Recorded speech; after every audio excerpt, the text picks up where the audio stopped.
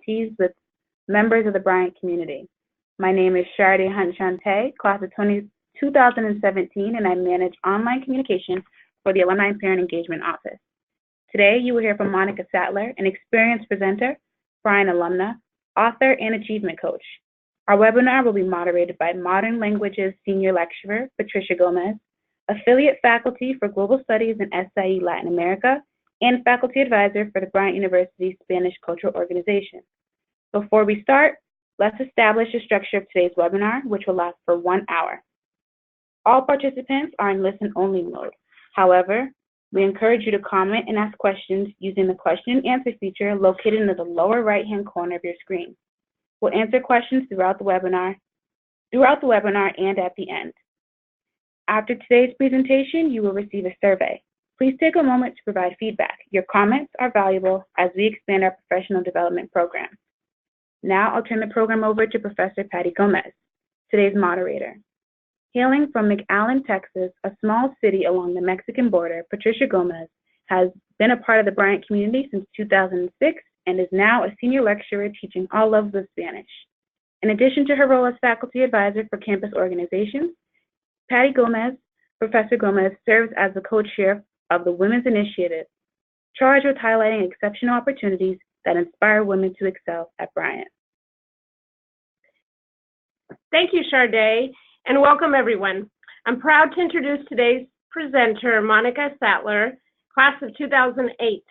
Monika is an international speaker, author, world record holder, and owner of RAD, Monika Coaching. She teaches students, corporate teams, athletes, and individuals to live up to their full potential. More people than you think don't live up to their talents, motivations, and passions due to different factors. Often, they lack of self-confidence, especially females. Fear of the unknown or not knowing how to do it keeps it very talented people away from living a more successful and fulfilling life. Through workshops, talks, one-on-one coaching, and soon online courses, Monika's clients learn practical tools and develop the mindset to live their full potential. I'm excited. Let's start with today's presentation on self-confident women in a male-dominated environment. Hello, everyone. Thank you very much, Patty, for the introduction. Yeah, we are talking today about self-confident women in a male-dominated environment. I'm very passionate about this topic because I do see a lot of talented women who are not going for their full potential, and most of the times it's the confidence which keeps them away from doing it. So I would like to talk today about this topic. This will be actually, although this is a webinar and I will be talking mostly, very interactive. So I will be asking actually a few questions along this webinar.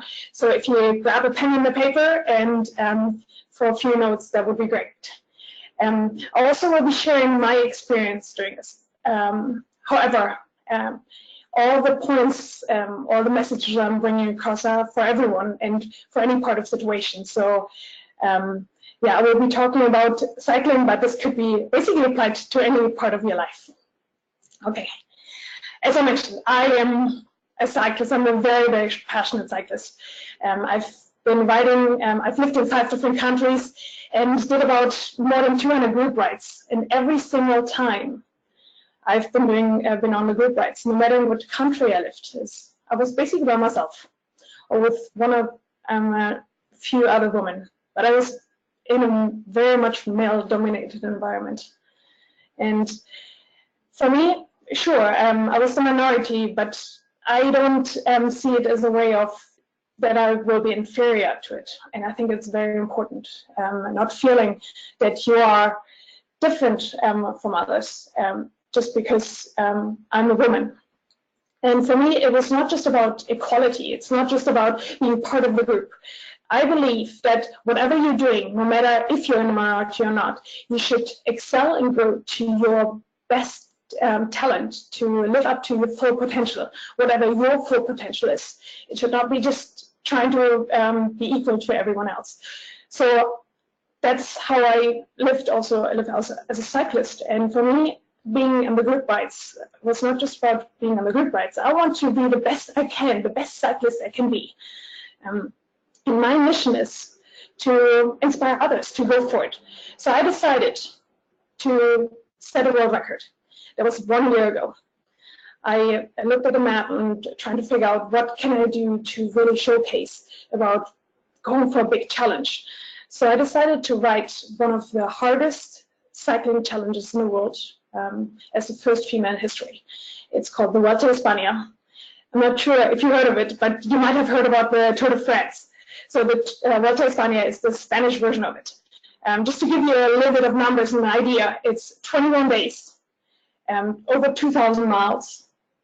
I would be riding 129 hours in 3 weeks. That is about, if you put it into spinning classes, that would be 8-hour spinning classes, back to back to back to back for 16 days straight.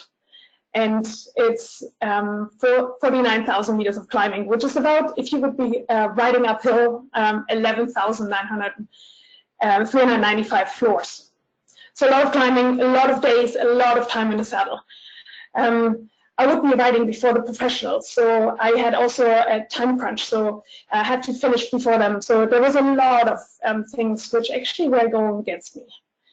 And I still believed, you know, I want to set it. I want to put a message out there. I want to encourage others to go for their challenge. But yes, it is a very difficult challenge. And a lot of people believe the same, because 80% of the people who are told about this, that I would like to set this world challenge, or this world record, told me it's impossible. And received emails like this, and this is only one of them. I said, hello, Monika, glad to hear. Your plan sounds very unrealistic. Are you sure you want or can do this? And I think all of us have been in situations where you really want to do something, and people tell you it's nice if you want to do it, but this doesn't sound realistic. Or, you know, they're giving you a feeling of like, maybe you don't have the talent, the potential of going for it. But I believe exactly in this moment, one thing is crucial to go for it anyway. And that's confidence, self-confidence. Self-confidence is the most attractive quality a person can have. How can anyone see how great you are if you can't see it yourself? So self-confidence is basically the starting point, the foundation for everything what you want to do, for pursuing your goals, your dreams, and even the small little things, you know, going for it and believing it, you know what, I can do this. When did you ask yourself the last time, you're saying, you know what, I believe in myself, I can do this. We forget to ask or tell ourselves that. So that's why I want to talk about 5 key points to self-confidence. The first one is as simple but as hard as it is, be yourself. Understanding, appreciating, and accepting who you are, your strengths, your weaknesses, your likes and dislikes. So I mentioned about the world record, and you can see it. I at least can see it. It was a very, very tough challenge I wanted to do. And there was one thing I had to do, but I'm not very good in it. I'm actually very, very weak in it. And I was riding up the mountains. And I mentioned it was 11,395 floors, which I basically had to climb up. And there were a lot of mountains in Spain. Now I could have beat myself up and saying, well, Monika, I suck riding up those mountains. But I decided, you know what? Instead of just hating it, riding up those mountains, I decided, you know what? I make this as a strength. Why not seeing it as an opportunity? Because I would be going up so slow up the mountains. It's almost a good way, a good opportunity to look around and enjoy the view. You know, if I would be going fast, I couldn't enjoy that much. So by basically being slow, riding up, and see, this is a weakness of mine, it's almost like a strength of turning it into something I would enjoy riding up the mountains. So it's all about, you know, how you're perceiving also yourself. So I turn it to you, and I hope you have a paper and pen. And I want to give you like 5, 15, 20 seconds of looking within yourself. What is your greatest strength and how are you using it currently? I just want to give you a few seconds to think about it and note it down.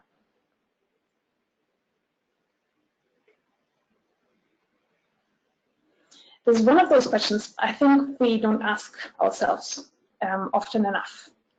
And we always remind of our weaknesses and of how imperfect we are, especially in nowadays world, in the social media, where we're looking constantly of how other people are living their perfect life, that we forget about who we are and appreciating it, what we can do and our talents. Everyone has talents. Just have to, uncover them, discover them. And that starts by basically asking yourself what is your strength? The second one is live your best version. It's about creating the path it's the best. What is your best path for you? We often look at the goal of what we want to achieve, that we just go for it and take another path. Someone who told me, oh yeah, this is how we have to go for it, that to achieve that goal. That we forget actually about to use our strengths and our likes to match it with the path, so that we actually enjoy the adventure and to go for it, to achieve that goal. Because we all know when you want to achieve a goal and you actually hate doing every single day the training or whatever you have to do for it, at some point chances are pretty high we give up. During the World Tour, or for the World Tour, I had to train for 3,300 kilometers or over 2,000 miles. And sure, I live in Mallorca, very small island. I could be just riding around, and by day 3 I probably would get bored because the island is not very big. Or I could think of a different way of actually enjoying the training, which I had to put in, all the miles which I had to put in to get ready for over 2,000 miles. So I decided to ride from Mallorca, take the ferry, as you can see on the right bottom photo, take the ferry over to France and just ride my bike with a smaller bag to Munich, where I'm originally from. And instead of just riding around the corners and thinking like, when is the day over and how many miles I've put in, I had a very specific goal of just riding to Munich and enjoying the view, enjoying the new culture of France, Switzerland, and Germany. And in addition to that, I decided, you know what? My main mission of actually why I wanted to ride this World Tour ride, why I want to set a world record, is about encouraging others to go for their challenge. But I also know that there are people out there who cannot choose their challenge. So I decided to visit children's hospitals for cancer. And all of a sudden, just the training and putting the miles in turned into something completely different, of really creating a mission and putting some smiles into the children's faces. So I was riding with a red women dress, how I called it, and visiting children's hospitals along the way. So I was creating my version of how I can train for the World Tour ride. And all of a sudden, I was not even thinking about putting all the miles in. There was a totally different way of training and way of perceiving the path to achieve that and set that world record. I turn it back to you. I want to ask you, when you're going for a goal, are you focusing on your path? And if not, how can you create a path that fits with you and your goals?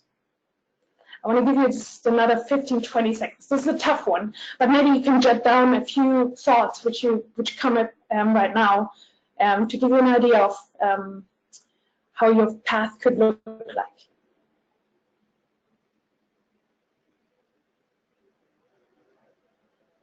Okay.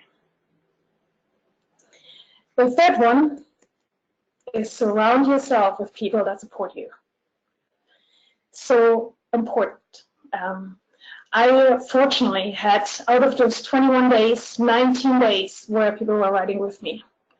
And it was so crucial because you were going through the good and through the bad moments with it. Excited when you were crossing that finish line every single day, but also going through it when it was 6 a.m. in the dark and it was raining, and the last thing I wanted to do was being on the bike and riding. but that is the support system, which is so crucial, which helps you to keep going. Everyone has a bad day, and it's okay. But it's the question of what are you doing in those bad days, and if that will break you. And I believe that when you're having a good support system, people who are really genuinely believe in your goals and believe in you, then those bad days is just another day, and you just keep going until there will be a good day again. Who's your greatest support? And how does he or she support you? Could be anything. In life in general, for your work, sports. Who's your greatest support? Just jot it down. And how does he or she support you?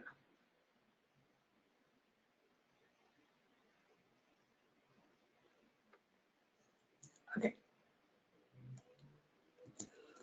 Fourth, sorry, do what's right and know what's easy. During the Vuelta, when I was preparing for the Vuelta, I had a lot of difficulties because, as I mentioned, 80% of the people didn't believe that I could make it. 80%. And I needed funding, I needed a support team, and people who would join me. I needed the routes, I needed logistical setup. There were a lot of things, and which was very hard to get, especially for the funding. When I asked sponsors to give me money, they looked at me and said, it's a very nice mission, and go for it, girl, but money we can't give you. We don't think that you can make it. So it was very tough getting everything organized. And one day, I received a phone call from a Swiss organization. And they said, Monika, we heard about your project. It's a great project. And we would love to support you.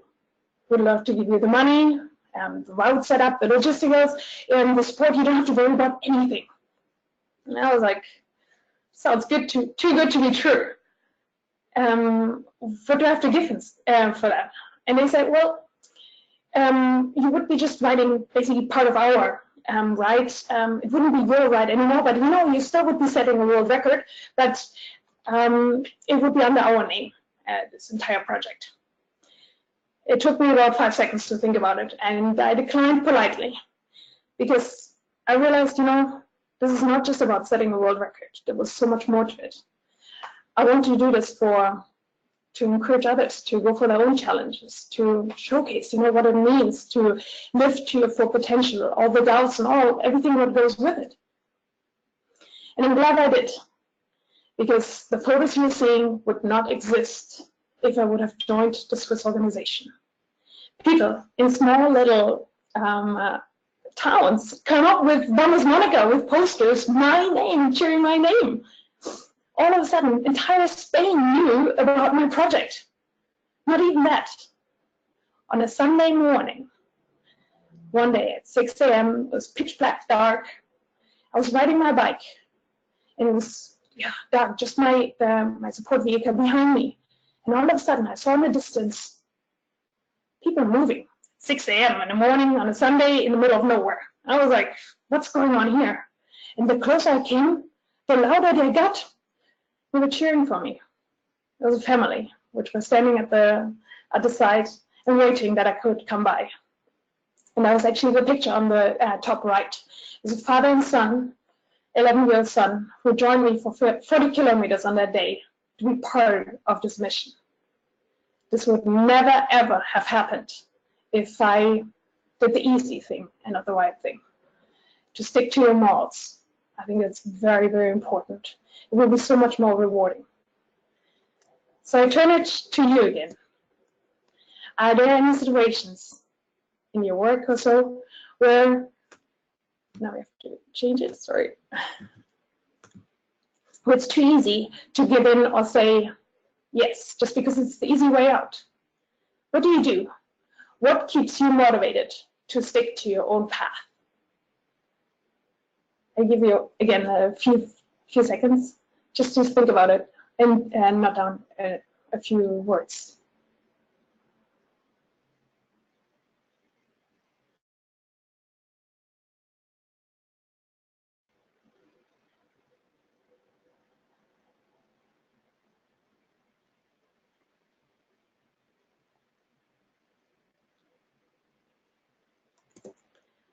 Last but not least, you are an equal. It is very important, in whatever situation you are in, like mostly female, male-dominated balance, doesn't matter, that you perceive yourself as an equal. Because as soon as you think yourself as inferior, people pick up on it, and they will immediately realize, and maybe even treat you as inferior. So it's very important, no matter in what situation you are, in what environment you are, that you see yourself as equal. I mean, there's a reason. You're on the table, you're in a room, you have your job, you're part of it, of whatever group you're in. There's a reason for it, because they need you. You need it. So there is a reason, and that's why you're equal to your group. So I'm asking you, do you find yourself in situations where you give your power away because you don't see yourself as an equal? And I say your power away because it's your quality, basically, by making yourself inferior to whatever situation.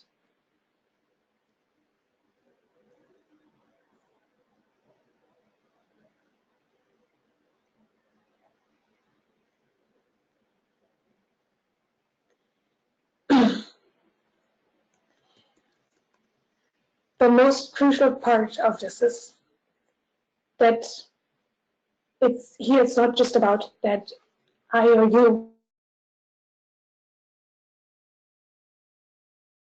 see others, because we are all role models in this game. We're all role models. You are a role model, being confident, being equal, being out there, saying what you think, sticking to your morals, being yourself. If you look at the picture, you might see something different here than from the pictures I showed you beforehand. All women, except one guy. So all of a sudden, things have changed. This photo was taken at the last stage of the world ride, of setting this world record. There are women who are listening and following my journey and felt inspired to be part of it and came up and wanted to be part of it. How awesome is that? Every action we are taking is an action others can see and feel inspired to, and inspired to be the same. So everything what you do, you're encouraging the younger generation, the younger female generation, to being seen as an equal, and things will change along the way. So you're a role model to a lot of other people, if you think you are or not, but you are, because people are looking at you, what you're doing. So it was more than just a world record. I was there on a mission of encouraging others, and it was, I was in 10 different countries, the media, and 50 different media outlets. It became a huge thing. This would never have happened if I listened to those 80% of the people who told me it was impossible. This would never have happened if I was not confident enough in my own abilities and didn't believe in myself.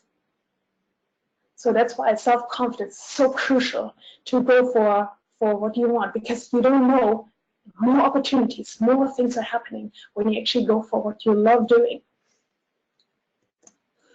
So how to build self-confidence in a male-dominated environment? Be real, be yourself. Live your best version, create your path to achieve your goals. Surround yourself with people that support you. Do what's right, not what's easy. And you're unequal. So don't make yourself inferior. Because self-confidence is the best outfit to wear. So thank you very much for listening, and I hope you enjoyed it. Back to you, Patty. Wonderful. Thank you so much, Monika. Now we're going to open the floor to any questions or thoughts. Monika had a couple of questions. You can go off of that, or if you have your own personal questions, anything that you would like further clarification on, attendees feel free to jump in now so we can hear from Monika and she can give you further insight if need be.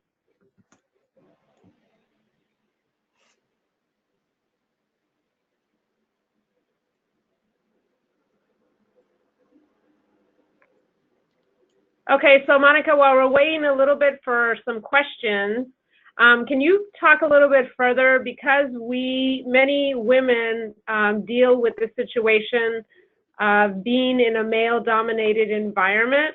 Can you talk a little bit further about that? How sometimes, as much as we are self-confident and we have great ideas, sometimes just tapping in can sometimes be difficult. Can you talk a little bit about that? Yeah, I had this question actually coming up quite a bit about that sometimes we are still treated differently. And I believe what has worked for me incredibly is really speaking up and being quite direct of that they might have offended you, that they didn't even realize it. Because by basically swallowing it, we're just building up this. There was a lady who was mentioning, forgot the word for it, but don't let it sit within you. You know, talk to that person and make sure that he understands. You know, when that person unconsciously might have offended you by saying words or having stereotypes which just are right, which are not right. Thank you so much, Monika. We have a question from Ariella. She says, how do you remain positive or uplifted when you're around people who are not empowering you? This could be examples of a toxic family members. It could be women at work. It could be your boss, people that tear you down. Yes. Oh my God. Very, very important. Yeah. Of course, the best case would be being in an environment where you are surrounded by positive people, but sometimes you just can't change that. Try to find the balance and seek people outside from that environment, which is very, very positive, and try at least always go back to that other environment. If you can't change that environment, I would speak to that person and say, you know, if there's something that could help to increase to make it more positive. I'm not sure, sometimes that's not possible. Sometimes that person doesn't realize it, or, you know, it's, but if that is not possible of changing that environment, creating an environment which is super positive, which is where you're enjoying yourself and trying to be in that environment as much as possible as well. Okay, wonderful. We also have another question from Kelsey. She says, how do you learn to ride a bike? Did you have a trainer besides your support group? How I ride a bike, or if training. So I've been riding for 10 years now, and I actually used to be a professional cyclist. So I have a little bit of a backstory. But I come actually from riding a bike because I realized I can't run. So someone put a bike in front of me and said, Monika, try out this one. I thought it would be super boring, but I immediately found my joy with it, and I stuck with it. It has become a great passion.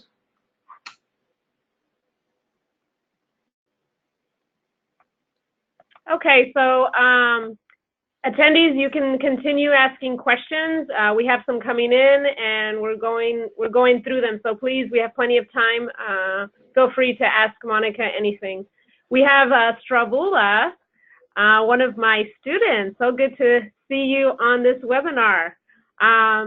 She says to you, Monika, thank you so much for sharing your story. She would love to better understand how you get the authority when working with men. How do you get them to see you as an equal? Yeah, I think it's about, there are two things I mentioned.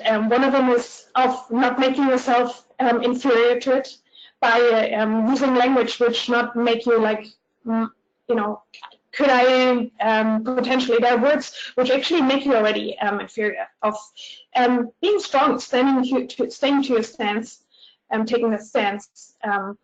That's the one thing. And if someone says something which is going against the really of making pretty clear, that you're part of them, that you're part of this group, that you should be perceived as an equal. If that is in front of people or, in private, talking to a person, that depends on the situation, but definitely not let it sit with you. Okay, wonderful. Next, we have Regina. She says, thank you for sharing your inspiring story. She said, you have clearly been a trailblazer in many goals that you have taken. Can you talk about your tips on dealing with uncertainty? Uncertainty, whew. Yes, there was a lot of uncertainty. I think it's also part of the kit of self-confidence kit. If you're confident in what you want to do and what you how you see yourself,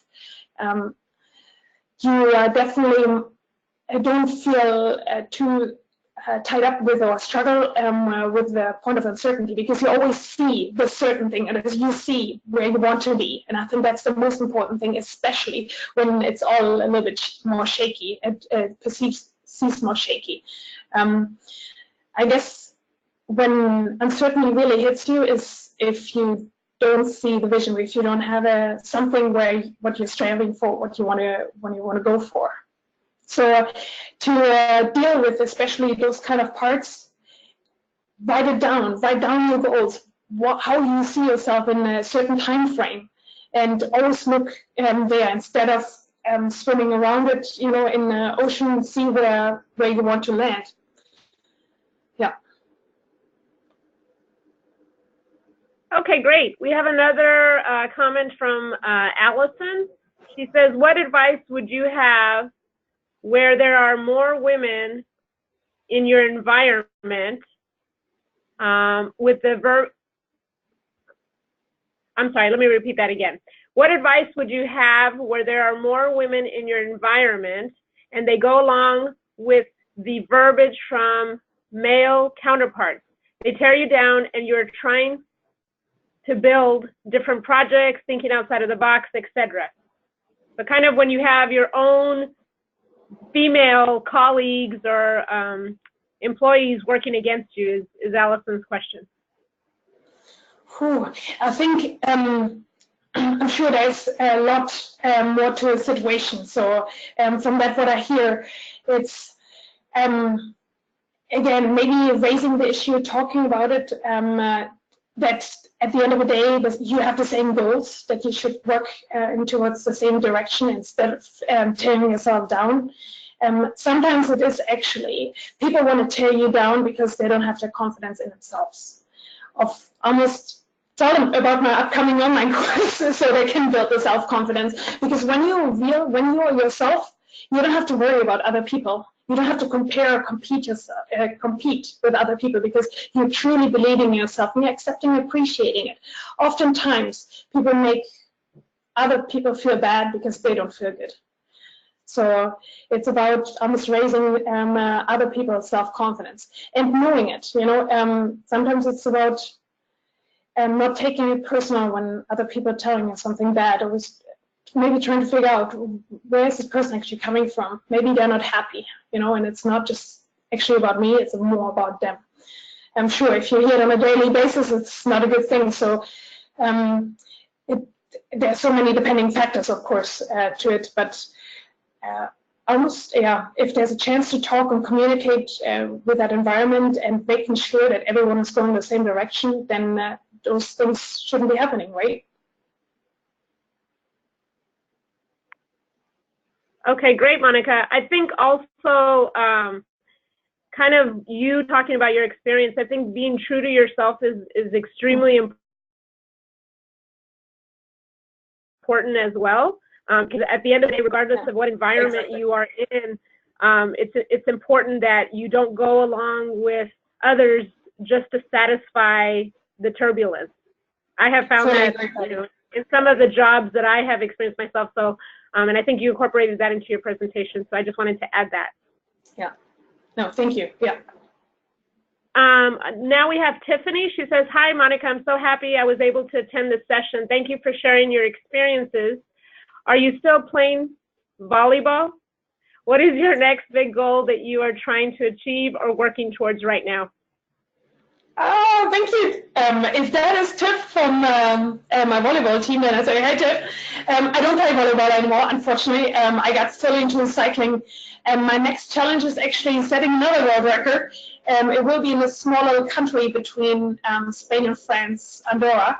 And I will be riding every climb in Andorra in one day. And that's about over 200 miles and over, if it's in feet, 38,000 feet of climbing. So it has never been done by a woman before. And yeah, I keep going with my mission to inspire others to go for that challenge. And I want to show, it doesn't matter. Even I mentioned my weakness is climbing, and here I am. It's all about climbing. So it's just because, something you might not be good at does not mean that you can't go for it and use it for going for a challenge.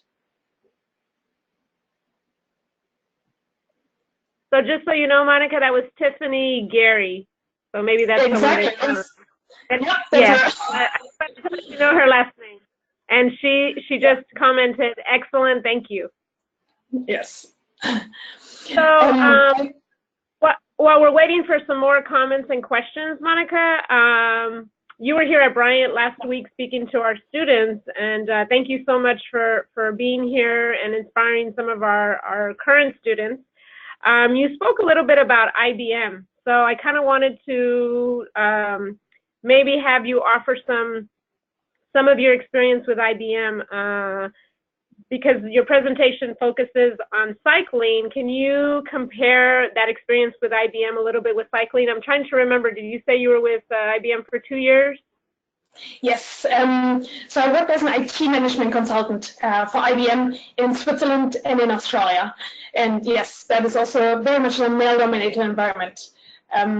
And really, all the principles I'm applying for cycling are in that environment as well. I do remember actually quite clearly when I was working in Switzerland. I was a young management consultant, and I wanted to move to Australia with IBM.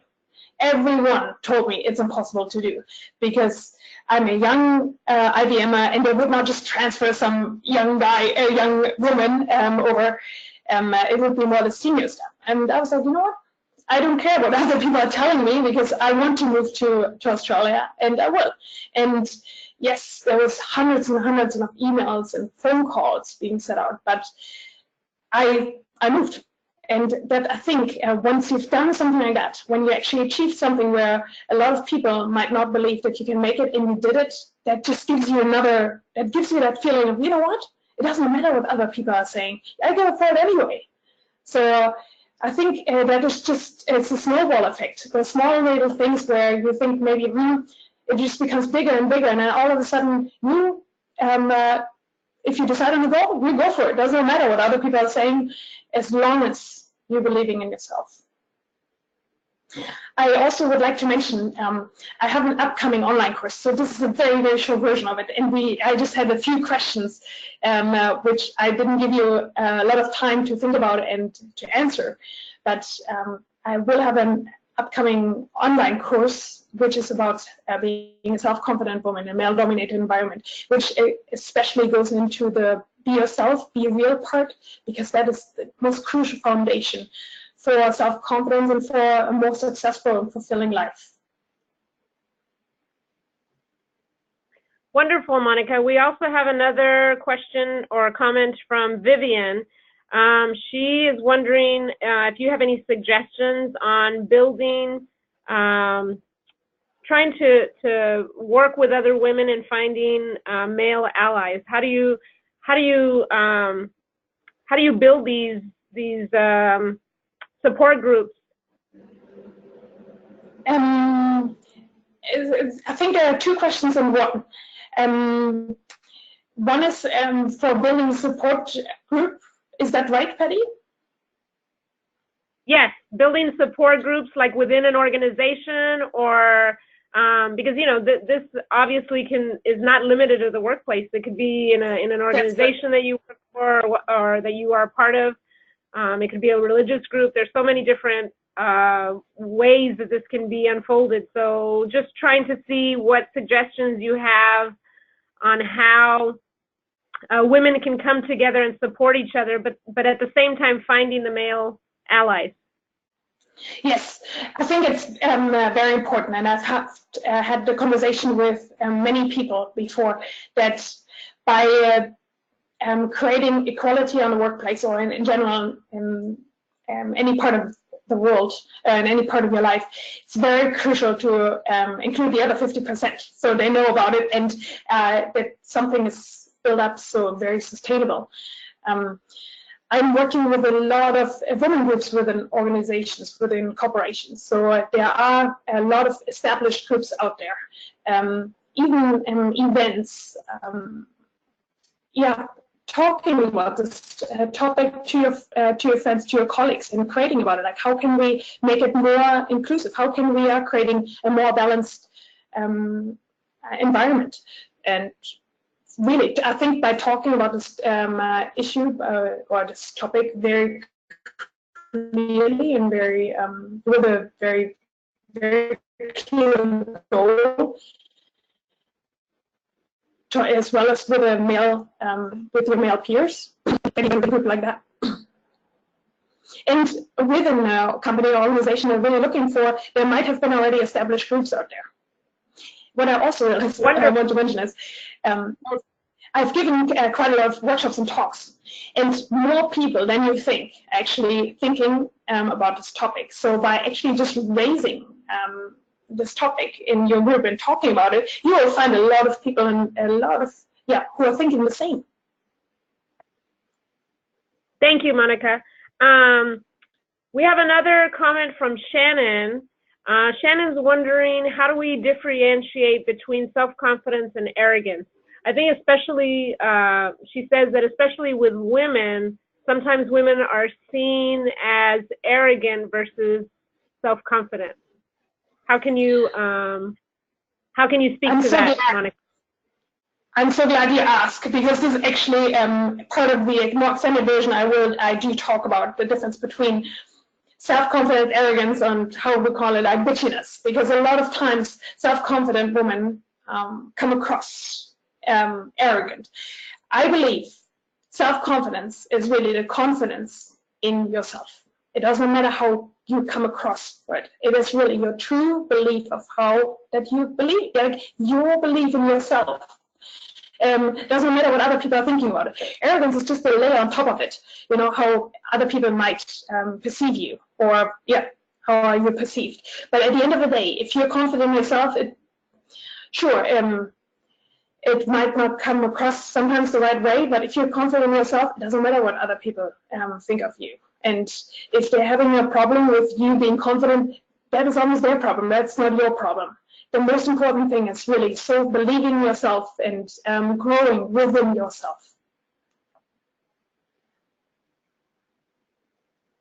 Okay, great, Monika. Can you speak a little to, we're going to see if we have any more further questions.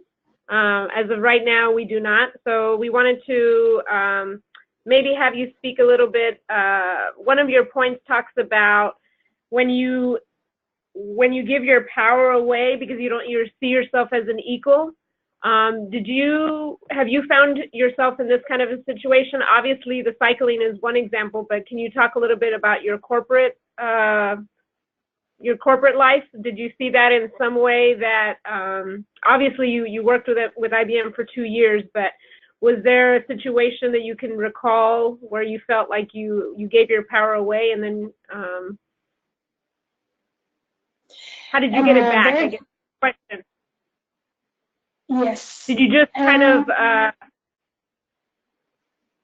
I think I'm sorry, I cannot give you very specific situations. I do not recall any. I'm sure I did give my power away. I think to get it back or to be perceived as equal is the most important thing is number 3. I think stick to your morals and do the right thing, not the easy thing. It's about being yourself and not trying to please everyone. I think that is sometimes often the issue, that we want to make sure everyone is happy, that we don't create any conflict and any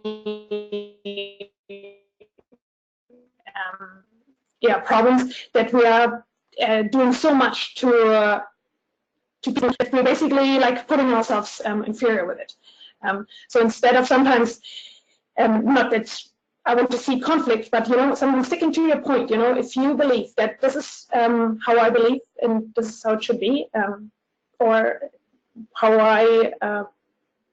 this is part of my morals, then it's important to stick with it and to stay with it.